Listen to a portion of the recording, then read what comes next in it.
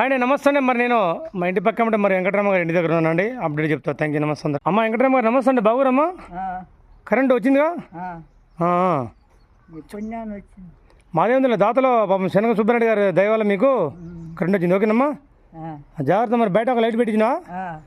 ఇవ్వండి, ఇక్కడ బయట లైట్ అండి, లోపల కరెంట్ కూడా పెట్టించిందా మరి సుబ్బారెడ్డి గారి దయవల్ల? మరి అమ్మా ఇప్పుడు కరెంట్ పోయినట్టుందిలమ్మా. కరెంట్ పోతే మళ్ళీ వస్తలే తర్వాత.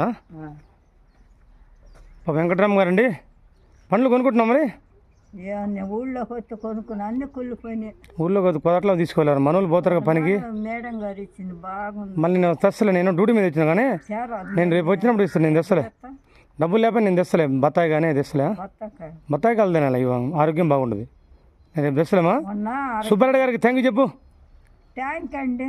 సుబ్బారెడ్డి గారికి థ్యాంక్ యూ చెప్పు. సుబ్బారెడ్డి గారు థ్యాంక్ యూ. నువ్వు థ్యాంక్ యూ. ఓకే.